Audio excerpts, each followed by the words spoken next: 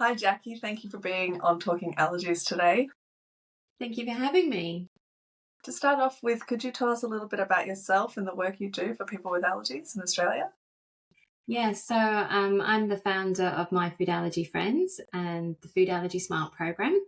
I'm also co-founder of the Allergy Masterclass, so we help families navigate allergies and all the challenges that they have. Thank you so much, Jackie. That sounds fantastic, all the work that you do. Could you tell us a little bit about why you got started and your allergy journey? Yeah, sure. So it started about 15 years ago when my second child was diagnosed with 7 food allergies. So at that point, I didn't know anything about allergies, and it was a very steep learning curve. And I just felt there was such a demand for allergy education that's how My Food Allergy Friends came about. So it was a passion in the area that really got you started. Yes. When my son was diagnosed with 7 food allergies, there wasn't really anything to teach him about his allergies and how to navigate life. There were a few American books on animals, but I wanted something that used a real little person and used the name of the actual medication that they'd need to ask for. So did you look at developing those books? Yeah, so basically I started with Ty Goes to a Birthday Party, because that was one of the first challenges that any of us have as parents, navigating the whole birthday party scene. So I created that. I created that with people with allergies in mind. So, that they needed to obviously check the food, take the EpiPens, and possibly take safe food. But then I quickly realized that it's actually everybody around the child that needs to be educated. And so then the whole series developed from all the challenges, but also at the same time teaching those around children with allergies how they can support their friends. When your son was diagnosed with 7 allergies, how did you find the day-to-day shifts? To be honest, it was actually easy. The allergy diagnosis was a complete nightmare. Like, getting to that point, it was 9 months of basically hell. But once we got the diagnosis, we knew what we were dealing with. So we knew how to make our child happy and not cry and sleep. So when he was diagnosed with 7 allergies, we didn't actually remove the allergens from our house because I had a 5-year-old at the time. So we still wanted him eating a balanced diet. We just obviously we were cooking a lot, because with 7 allergies, you can't really have anything from a packet. So, and I actually hate cooking, so that was a bit of a nightmare for me. I had to learn to cook quickly. So yeah, we were really just creating a lot of food. We still tried to go out to restaurants and things, but we would take his own safe food with us, just like we would when we'd go into parties. The thing that changed probably the most for us, we did do a lot of traveling, and that had to stop. So we did still travel, but it was within Australia, not overseas. So. Has any of the ways that you changed management then to now changed through the life? Yeah, so Ty's now 14, so he's pretty much self-managed. So he carries his EpiPens. He's either got it in his school bag or his surf bag. He knows how to order from restaurants. So at 14, he's going out with his friends all the time. We started teaching him at around age 10 to order for himself while we were still there, so we could pick up if there was anything that he'd left out. So by the time he's sort of now very independent from us, he's really confident at ordering and knows the questions to ask. So I sort of feel a little bit redundant now, which is kind of nice, because it was so hands-on in the early days, but now he's really self-managed.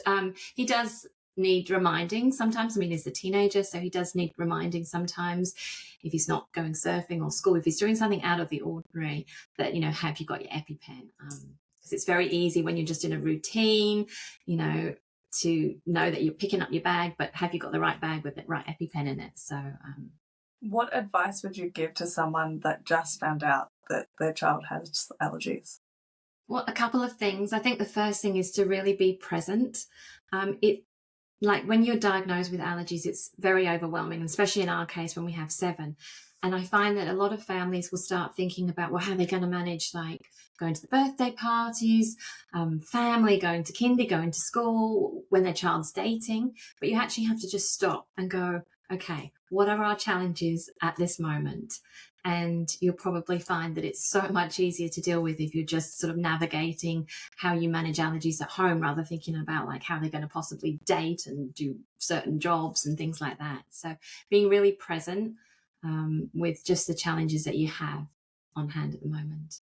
You said that there was a diagnosis of 7 allergies. How did you manage that when you first got diagnosed? Well, it was just so challenging because the 7 foods were basically in every packaged item I could have bought. So one, it was sort of educating ourselves on how to read labels. But that was such a blessing in disguise, because before that time, we weren't reading labels. And when you start reading labels, you kind of realize how much crap we're eating, basically, how many chemicals are in our foods and all sorts of things. So that was a blessing in disguise. So really we learned to read labels and understand the may contain statements, and learn how to cook. And now actually it's really good because I'm not a very good cook and I'm a vegetarian and Ty's not. So he, in the last year, has actually taken upon himself to cook all his meals because I can't taste his meals. He goes, your meals are flavourless, Mum. So he now cooks all his meals, which is fantastic because he's got that really important skill that he needs to keep himself sane. And just recently, actually, a funny story. When I was doing the allergy show, so I was away in Sydney doing the allergy show, I got a call from him saying, I've been invited to do a surf camp. And it's 3 nights, 4 days away on an island in Queensland. And I said, oh, okay, is Dad going with you? And he wasn't. So I said, oh, well, who's like looking after EpiPen? Who's going to cook? What are you doing for food? And he said, well, I'll be cooking and I'll be ordering out. But I knew I wasn't too nervous because I knew that, one, he cooks all the time at home. And I know that he also orders out a lot at home. So I was confident, he was confident, and the trip was successful. So win-win. I'm so glad to hear that he not only was looking after himself, but also cooked and made sure that, did he make sure other people were aware as well? The whole surf community that he surfs with all know about his allergies. And luckily, most of them are trained in first aid. So they've all done their EpiPen and Anapen training. So they're all actually arguing over who's going to give Ty his EpiPen if he should ever need it. So, yeah, I feel like he has a really good group of friends that are very aware of his allergies. They sound like the best friends to have. Yeah, no, it's perfect. I mean, when he has surf competitions, I have to laugh because one of the prizes, like, he was so eager to win and he'd always come like 4th or 3rd, and then finally he came 1st, and his prize was a pizza voucher. So, of course, he couldn't have it. But it didn't matter. It didn't matter to him. I said, well, I'll have the pizza voucher and I'll go and buy you an acai bowl that you can have at a cafe. So there's still things within the surfing community. They often have barbecues and you never know what's being cooked on the barbecue. I know they had little bags of lollies once as well, and Ty was eating them and a friend walked past him and said, oh, are they safe for you, Ty? So it was just, so I hadn't spoken to that particular friend about his allergies. So obviously Ty is communicating with his friends, which is good. That's fantastic for a 14-year-old boy. Yeah. How was Ty diagnosed with his allergies? It took a very long time for him to be diagnosed. So we knew something was wrong around, I think it was 8 weeks of age. So before that time, he was sleeping about 5 hours a night. And then suddenly he just became this really unsettled, irritable baby. We couldn't have him naked. He would just like, squirm around and scratch his skin. So he always had to be clothed. And he just basically stopped sleeping more than 20 minutes at a time, day or night. So this cycle of me picking him up, comforting him, feeding him, putting him down to sleep, 20 minutes later he'd wake up. Oh, what's wrong with him? You try everything, not working. What do you do? Ended up feeding him again. So the whole, and unbeknown to me then, that he had 7 allergies, and all those allergens were being passed in my breast milk. So basically I was just keeping on giving him those allergens, and though he wasn't having a really severe reaction or anything, obviously he was in a lot of pain, and that was the only way he could tell me as a baby that something was wrong, was just to cry. And then we went to sleep school at 7 months to try and sort the whole sleeping situation out. We actually failed that. So I think you're in for about 2 days, and we failed that. So he still wasn't sleeping. But interestingly, at sleep school, they actually feed you. So, and it was to do with people having allergies. So they actually feed you food. So at home, I was eating all his top allergens. Because he wasn't sleeping, I would grab things like boiled egg, pieces of cheese, nuts. So these were all his allergens. But at the sleep school, they didn't have any of those foods. So slowly, when we were kept in, my diet was changing, and then he started to sleep longer. So we were then sent home because they, thought we'd sort of suss the whole sleeping thing out. But when we got home, of course, my diet went back to the things that I would normally be eating, and the whole thing started again.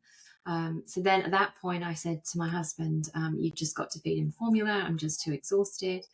And he tried to feed him formula, but Ty actually pushed the bottle away. And as he pushed it away, enough milk splashed on his face, and he got hives around wherever the milk had touched him, basically.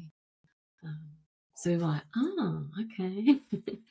Back to the doctors we went. We'd seen about 7 health professionals before this point, but because he looked fairly healthy, they didn't think anything was wrong. He's just a baby that cries. He did start to lose a lot of weight, which is why they sent us to sleep school, because they thought, oh, maybe something is wrong. But then the doctor at that point did a blood test, and that's when we found out that he had 7 allergies. But it didn't end there, because then we went to see a paediatrician, and the paediatrician basically said, the wait list for allergies are, 18 months to 2 years, so I wouldn't bother going on the wait list. He didn't give us an EpiPen. So I literally went home and thought, hang on, he's got 7 allergies. He's a young baby. The chances of him having a food accident are pretty high. And he basically said to me, just wait and see how bad the reaction is. And that just didn't sit well with me. So I said, actually, I called him up the next day and said, actually, I would like to be put on that wait list for the allergist. And thankfully, we got seen at 15 months. So it wasn't, it was still a long time, but it wasn't as bad as the 2 years. And then actually the night before I saw the allergist, I actually was given up breastfeeding. And that was the first night that Ty slept all the way through, because nobody had thought to tell me that the allergens are passed in breast milk. And if you don't know these things, you don't know. So here was me thinking he's got a dairy allergy. I'm doing the best I possibly can by breastfeeding him. But in fact, I wasn't, because I needed to remove all the allergens from my diet. So yeah, we saw the allergist. They did a proper skin prick test. We knew exactly what we were dealing with, and the whole family were trained to use the EpiPen. That's quite a hard story for particularly you. Yeah, I was exhausted. But the diagnosis itself was, it was like, hallelujah, we know what's wrong with him, And he was literally, from that day onwards, the minute I stopped breastfeeding, he was a different child. He was happy again. He was just laughing. He slept through. I was a different person because I finally had sleep after 15 months. So, yeah, to be honest, the diagnosis was a relief, because you now can come up with solutions. Is there another story or elements that you would like to share about your allergy journey? I think having 2 children, and one with allergies and one without, that's something I hear from a lot of families, because as a parent, I was spending so much time, medical appointments, cooking, doing everything to keep Ty safe. And, you still have another child that needs your attention. And as I said before, we didn't remove the allergens from the house. We learned to live with them safely. And that was important, that his bigger brother knew how to, play with Ty, but made sure he washed his hands. And me and Ty's brother Finn, we used to have little mummy and son dates, and we'd go out and we'd, eat in a restaurant of his choice, because often our restaurants that we went to were restaurants that we knew we could give something to Ty. So we would also make the time to do little mummy and son dates where he could choose his restaurant and he could eat, drink like milkshakes and things that he wouldn't normally have if we'd gone out with Ty. So I think that's really important, just to remember that, a lot of families do have maybe one child with allergies, but the other without. So it's because allergies don't just affect the child or the person with allergies, it's actually everybody in that family unit, so are affected to some degree. How have you seen the allergies impact on not only Ty, but the family? I think for me, there was a lot of stress and pressure on me because my husband was going out to work. He was very hands-on with my elder child. So there was a lot of pressure. I didn't feel I could go back to work. So financially, that was another pressure. And then I was the one that was cooking, which obviously I hate cooking, and then dealing with childcare and dealing with school. And then I found that was very challenging and there was no real support. I didn't have anyone that I could turn to in my circle of friends that had allergies. My family were all overseas in New Zealand. So I felt very, very alone, which I think a lot of people do.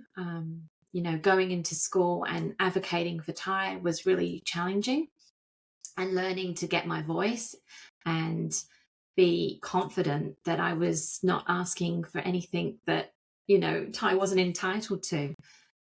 When he started school, the school he went to had 26 kids that had EpiPens. So, I thought, this is going to be fine. The school will know what they're dealing with. And I'd already looked at all their school policies and they were really amazing school policies, like encouraging washing hands and not sharing food. And I just thought, yeah, they're all over it.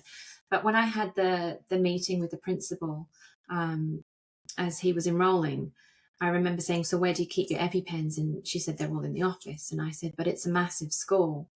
Can they not be in his classroom? And I was basically told, well, 26 other parents are fine with them being in the office. What makes you any different? And I was just like, oh, right. And then I was like, well, actually, the school's really, really large. And what happens if a reaction happens down in the playground or up in the hall? It will take too long. And again, it was sort of like, well, what's your suggestion then? And I said, well, why can't they be in the classroom? And they said, well, the classrooms are locked at lunchtime. And I said, well, all the classrooms they're designed in such a way that they have a big overhang so that none of the classrooms are in the sun, so they're not warm. So I said, well, why can't there be a hook outside his classroom and the EpiPen hang there? So it's out of reach of students, but teachers can reach it. And, when they're playing in the playground, they can reach it easily. And so eventually that's what happened. His EpiPen was hanging outside his classroom, which worked really, really well. The school now are even bigger than they were when Ty started, and there's lots of students that now have their EpiPens in the classroom. But they've also implemented having a general use EpiPens throughout the school, which is fantastic. So wherever you are in the school, there's one in the library, there's one in the music block, and there's one up at the hall, and then there's one in the office. So wherever you are in the school, you're in reach with an EpiPen. So, but it was very, very challenging school. There was just one thing after another at school. Do you have any tips or advice for others that are trying to get their advocating voice? I think you just have to actually just do it. And the more you do it, the better you'll get. If you do have meetings, I'd say if you can bring along a support person. I know for me, I knew what had to happen. But when you're the actual parent, you become very emotional. And I think if you have someone there, I've seen parents that have gone in and they've advocated, I said, write things down, have a list, because otherwise you're going to forget what you go in there to ask for. So first of all, have a list of the things that you would like implemented in the school, or you'd like to talk to about and discuss. And secondly, if they say no, you've got your support person there that will help you find your voice, because you might be in tears. I've met lots of parents that are literally in tears in these meetings because they basically feel like they're being bullied. And so if you have a support person, they're there to say, well, why can't you do these things? Why is hand washing such a challenge in your school? I've been to one school where they wouldn't implement hand washing, and they instead, this is just terrible, they actually did it in a bucket. So they were washing hands in a bucket. So not only do you have all the germs in the bucket, you actually have all the allergens in the bucket. So yeah, I mean, a lot of people will start off very, very quietly, but the more you do it, the easier it becomes. How did My Food Allergy Friends start? It was really just when I was when Ty was diagnosed with 7 allergies, I was like, okay, first of all, I've got to educate myself. So I set about educating myself all about allergies. And then I was like, well, hang on, like if the statistics are like, 1 in 10 babies are diagnosed with an allergy before their first birthday, why aren't there any resources out there? Why isn't this being taught in childcare and school? And it just blew my mind that nobody was doing anything about it. And as I said, like I did find a book, it was an American book about an elephant that had allergies, which was, cute. But Ty had 7 allergies. So we're not just talking about nuts, because 14 years ago, that was the real focus. It was all about nuts. Everybody's heard of a peanut allergy or a nut allergy. But what about milk? And milk's in everything. So that's when I thought, okay, well, I'm going to write a book. And if no one else is doing it, then I'm going to do it. So I'm going to write a book. And I want it to be, about a real little person. I want them to be confident. I want them to know the name of their medicine. So, because at the end of the day, when they're at school, they might be the ones that need to ask for it. So I wrote the first book, and then I realized it was everybody around Ty that also needed to be educated. So then we kind of like followed all the challenges that he has as he grows up. So like Going to the City was the second book. So that's talking about going out for the day as a family, remembering EpiPens, being offered food by people. I mean, so many families will be offered food, sometimes even by dentists or GPs, You're like, no. So learning how to say no, and then what the family might be able to do, like carry safe treats. Then we've got an eating out in restaurants as well, which is a big one. Then we've got starting kindy, so educating everybody around the child. And then we've got school. So again, not being afraid of our allergies, not keeping them secret. It's really important that our friends know we have allergies, know we carry an EpiPen. And then the last book that I wrote for children was Ty's Ambulance Ride. And I was very passionate about that because so many of us focus on how we can prevent a reaction from happening. But the reality is there's going to be food accidents, and your child is one day probably going to have anaphylaxis. And if you've not spoken to them about what happens next, there's going to be a lot of fear there.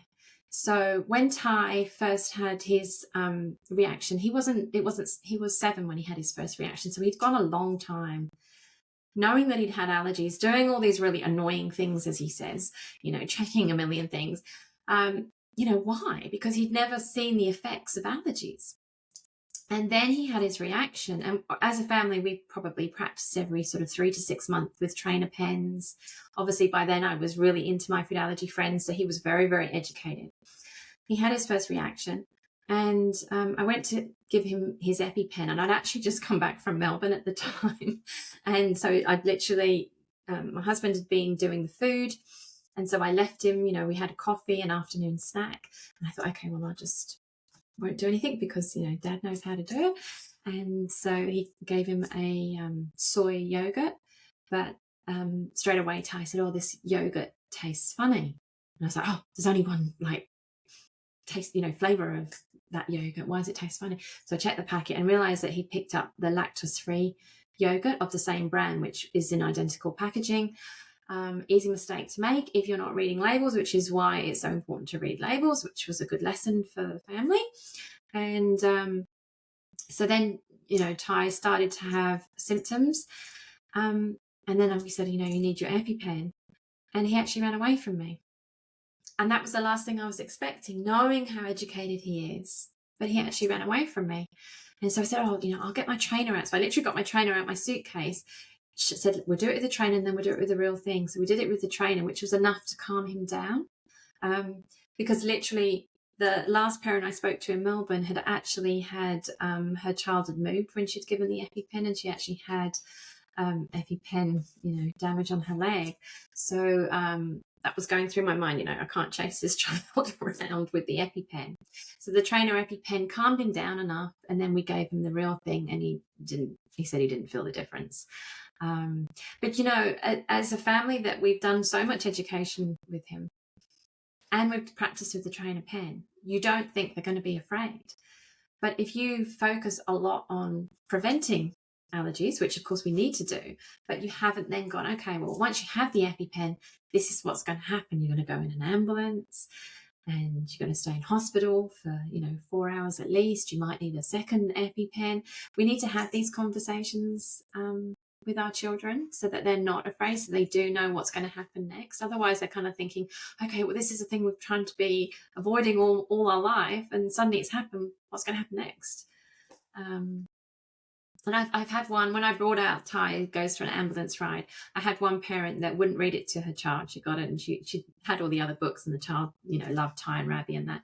She wouldn't read that one because she was too nervous about talking about anaphylaxis, needing the EpiPen. And then eventually her child actually said, will you please read this, Ma? So she read it to him, and that's his favourite book now. And, it just opened those conversations, because the book's not scary. All our stories aren't scary. They're very practical. They're very real life. But, we can still have fun when we're learning about allergies. And, we do a lot of play-based stuff as well. Like in the doctor kit, we have EpiPens. So we would practice like eating out with allergies, or, if I needed an EpiPen, like Ty would give it to me.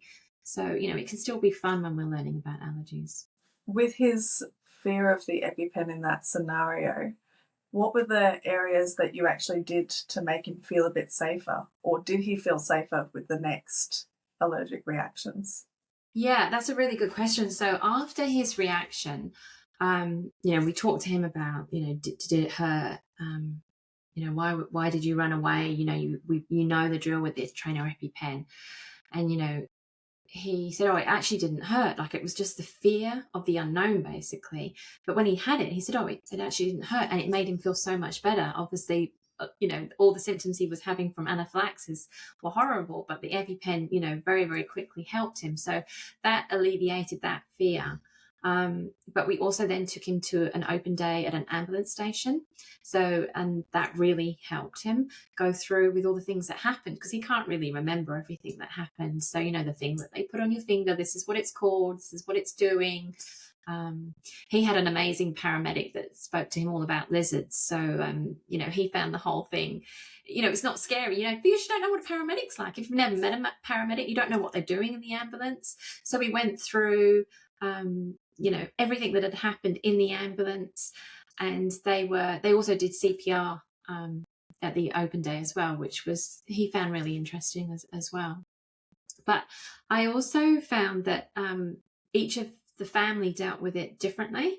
So Ty, I kind of feel, was almost the least affected by it. His brother, who would have been 10 at the time, who wasn't there when he had the EpiPen, he got a call from Ty in hospital saying, I've just had my EpiPen, I'm in hospital and I've been in an ambulance. He was actually the one that was probably most affected by it. And he wrote an essay at school. I didn't know anything about this, but then he wrote an essay at school about how important people are in your life. Oh, it makes me emotional thinking about that. But and I remember reading that and going, oh my God, like, I didn't think that affected you, like, because that's your brother. So, and it affected me, like, I think every time my mind would go quiet, I would just like relive, did I do everything right? Like, how could I have done anything different? It was just every time I would go to sleep and my mind would be silent, I would start reliving it and going through everything. But then it also made so much more sense to me as well, because like for 7 years I've been doing all those things to keep him safe, and you're kind of thinking, well, is this really necessary? And then you realize, yes, it is. This is what happens when you have a food accident. Yeah, I think as hard as it is seeing your child have anaphylaxis, I also think you have to accept that your child has, allergies. They're going to have anaphylaxis at some point, maybe multiple times.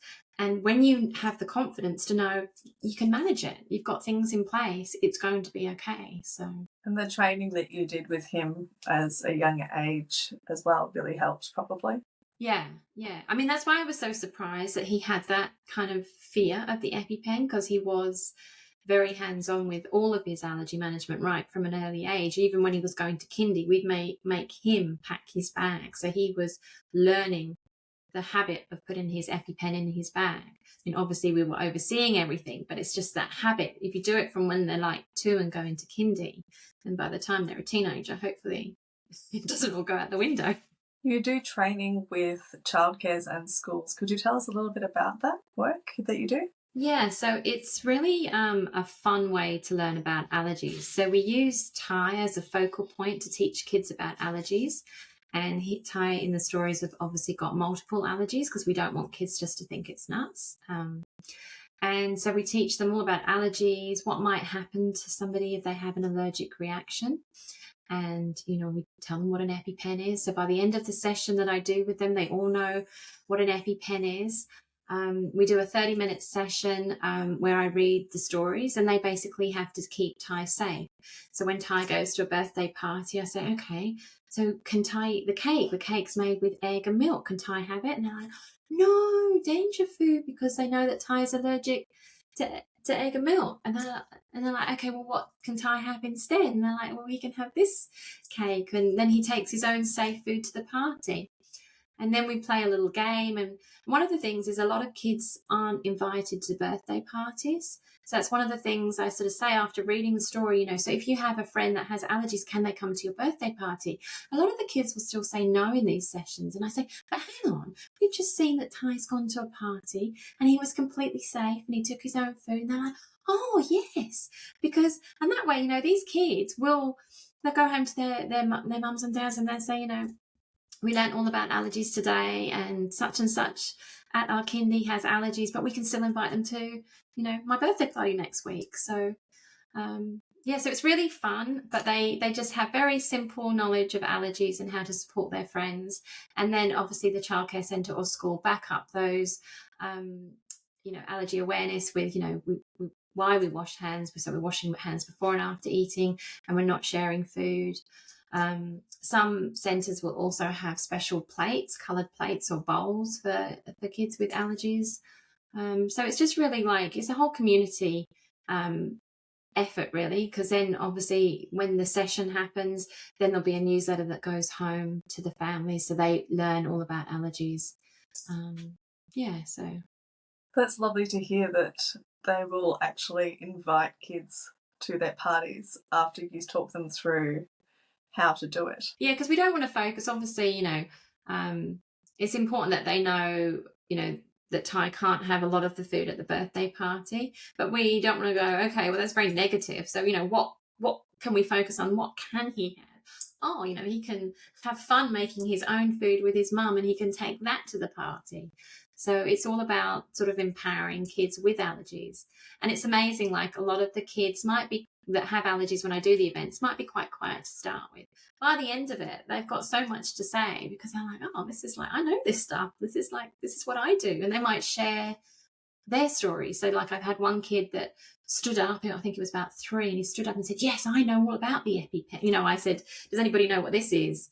And this kid stood up and said, yes, I know what that is. That's an EpiPen. I had one 2 weeks ago and I had to go in an ambulance. And then he shared his story with the kids. So it's just really nice. And they're just like little sponges. Everything, and they're like little food police as well. After the events, I hear from a lot of educators that they'll go, the kids are going, oh, yeah, such and such can't have milk or such and such can't have eggs, so make sure you wash your hands. So instead of having one educator that's trained, you've got a whole room of people that are allergy aware, which is fantastic. How many years have you been making childcares and primary schools allergy aware? So the first book came out in 2012. And then I kind of realised, okay, well, that's teaching the child with allergies, that's going out to families. But I thought, how am I going to reach a whole load of people? So then it obviously took, I think, 4 years to write the whole series of books. And then in 2016, I did my first events in childcare.